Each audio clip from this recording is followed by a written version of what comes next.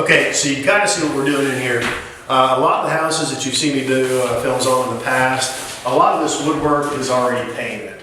Okay, this woodwork is still the original stay, you know, whenever this house was built in the late 20s, early 30s. So whenever you got original stay, we want to try to clean that up and leave that because it's original to the house and it looks absolutely gorgeous. So what we'll do is we'll put some, you know, just something as simple as Old English, you know, to wipe these on and polish them up and give them a nice shine. The hardwood floors are already in great shape, thank God. I don't have to redo those. Right now we're actually taking everything off.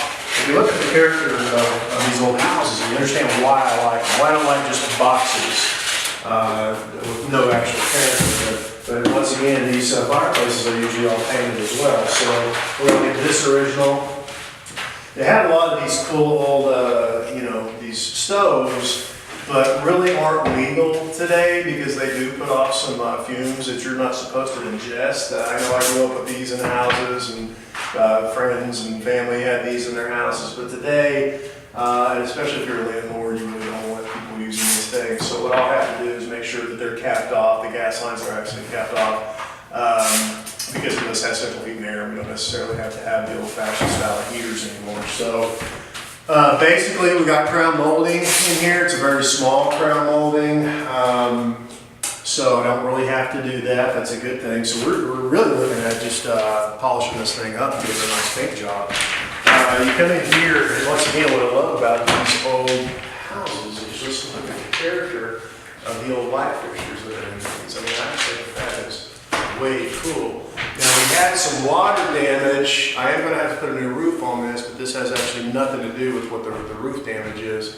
What this water damage is the condensate line, basically where your air conditioner unit drains out, got clogged up and it leaked through the ceiling right here. So Scotty, if you can kind of film up there to see the patchwork that we actually have to do. So basically what I'll do is scrape a lot of this off. See how that just pulls off in sheets. And then we'll come back in with some lightweight joint compound and smooth that out, sand it, and it'll be good as new again. And then I got to make sure that that condensate line's clean out before they turn the air conditioner on next summer. Once again, remember I told you I like to go faux wood blinds, not the cheap aluminum blinds. So we have all these, put in the nicer faux wood blinds. There's doors on every, look at this old woodwork right here. I mean, I just think that that is absolutely gorgeous. The unfortunate thing is it's gorgeous right here, but then it's painted on this side. And that goes for the same with this door right here. So you've got this gorgeous door here, and then unfortunately they painted it on the other side. That's okay, we're gonna kind of keep it like it is. We're gonna do what we can to get where they didn't cut in properly. You know, that's a pet peeve of mine. There are people that just shouldn't have a paintbrush in their hand. And these are the reasons why. If you look at, you know, all the messes that they create that we're gonna have to scrape off to make it look, you know, beautiful again. So, but doors on everything. There's one of the bedrooms right here. And then whenever you buy a lot of these houses, you'll see that there's a lot of dust on the walls. We're about to paint that. You see what that's falling right there? So we're going to have to clean all this stuff up. There's no crown molding in here. Don't necessarily see a reason why to put it in here. If you look right here, there's actually got built-ins for these old, in this closet here. So there's some old built-ins right there. Ceiling fan's in decent shape. It's a 102, which is a good quality ceiling fan. We've got another wall heater right here in the bathroom. Once again, we're going to have to make sure that that gas line's capped off and that we don't, you know, give any potential future hazard to the tenant. Original tile, as you can see, it's actually in pretty great shape. What I might do is, well, I've done this on another house, is I pulled these old wall units out and then I put in like a little shelf with a door over it to kind of give a little bit more shelf space. So anyway, but bathroom, it's already tiled, it's in good shape.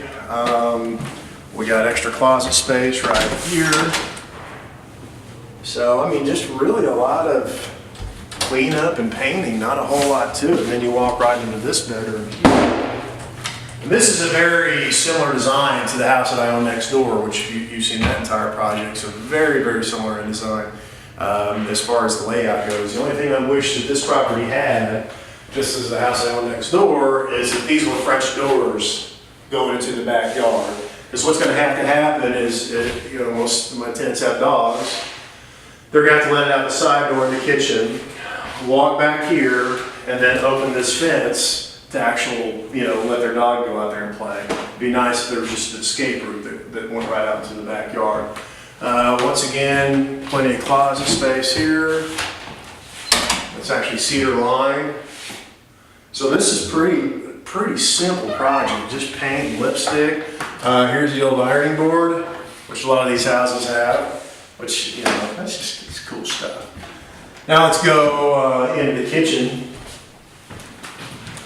And then a lot of times I'll buy the appliances off of the owners or who lived there before, so I bought all these appliances off of him for, you know, a reduced rate. So it was nice of him to sell those to me. That way I'm not having to move more in here. Now the unfortunate thing is that the washer and dryer is in the kitchen, and I'd rather be somewhere else. But there's really no place. It's a 2-bed, 1-bath, 1,200 square foot property, so there's really not a whole lot of room to put it anywhere unless you're going to take closets away from people. If you notice, the only stainless steel appliance here is this, and then you got the stainless steel vent hood, not a stainless steel refrigerator. It is a less expensive, basically we'll just say cheaper kind of refrigerator. It's a Hot Point. It's not necessarily a name brand.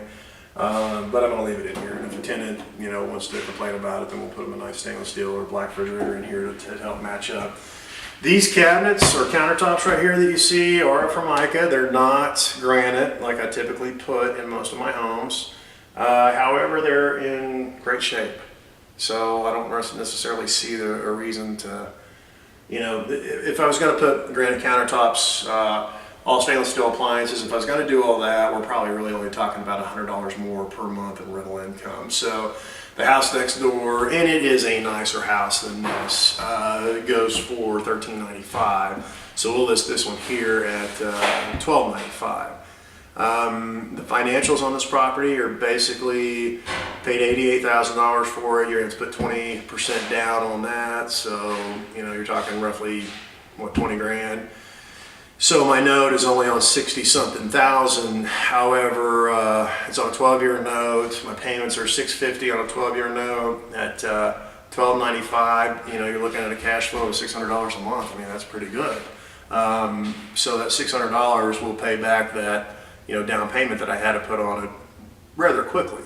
And another thing is I'm not going to be working on this project for 6 or 7 months. I'm only going to be working on this project for 2 weeks. Plus the Jones house, so it could be 3 weeks, and then we'll rent this thing out, and it'll be a $600 a month cash flow property right off the bat. So if I were to sell this property after redone, it does need a new roof, which we're going to put on there. If I were to sell this property, I could drop it tomorrow for $100 a square foot when I paid in the $72 range for it. So, you know, I can turn around and sell this thing for, you know, $120, $130 tomorrow as is. So this was a good buy. It really was, and you know, also helped a friend out that you know, needed to find other arrangements. So once again, laws of attraction. Eventually, you do this so much that all your houses come to you. You don't have to find them yourself. So I've already got 2 more houses that are trying to find me right now, and I'm just like, people, leave me the hell alone. I've got enough projects. I'm worn out, still from Stucco House. I'm worn out from Jones House. I have a bunch of little service calls that I had to make over the holidays because today is January 4th. My favorite football team lost in the big bowl game. So, time to start the new year off. I'm really excited. My book just came out, so make sure that you go buy it because I need the sales. And we're going to show you the update in this project, and we should have this on the website in the next couple of weeks, and you'll be able to see start to finish. We'll see how quickly we rented it. And now we're at the first of the new year. When you have properties come up around Christmas, they're a lot harder to lease. But now that we're at the first of the new year, I've already got people calling me going, hey, you got anything available? You got anything available? You got anything available? And I'm like, well, no, not just yet, but I will in 2 to 3 weeks. So this place will lease like that just through a friend of a friend. But I'll still go ahead and advertise it. Because you want the best pool of tenants that you can, possibly pull from. So anyway, we're going to take more Pepto-Bismol color like we saw in the Jones house. We're going to get rid of that for you and really brighten this thing up and make it look great, and it'll be a profitable property. Once it'll be paid off in 12 years. I'll still be a young 54 years old when this one's paid for as well. Rents will continue to rise, but this is how you build wealth, ladies and gentlemen. So, Rob Lane, January 4th, happy 2016. I hope you make it a profitable year. Take care.